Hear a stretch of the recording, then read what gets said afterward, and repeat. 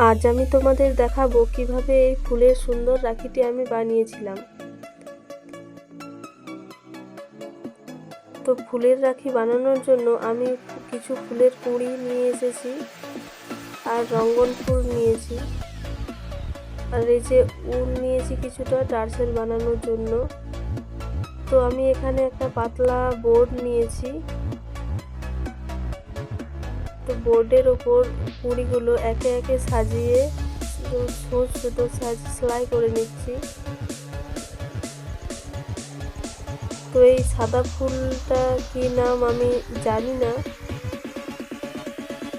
তোমরা জানলে জানিও এই সাদা ফুলের কি নাম। তো একে একে আমি সেলাই করে নিচ্ছি।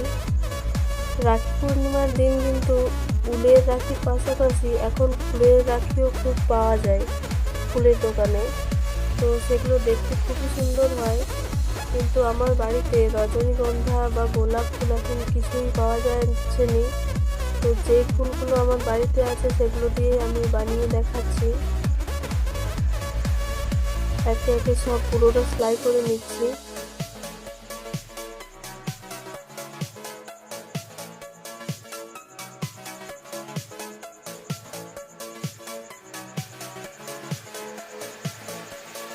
তো এই যে পুরোটা সেলাই করা আমার কমপ্লিট। তো এরপর পেছন দিকে আমি টার্সেলটি আটকে নিয়েছি টেপের সাহায্যে।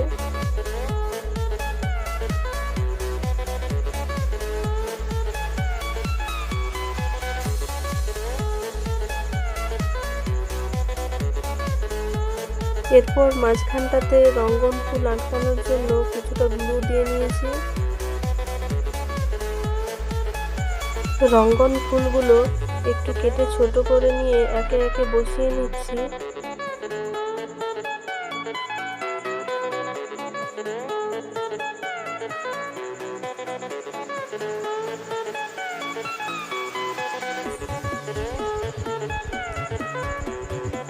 তো বসানো আমার প্রায় কমপ্লিট হয়ে এসেছে। তো ভিডিওটি যদি তোমাদের ভালো লেগে থাকে তো প্লিজ সাবস্ক্রাইব করে পাশে থেকো।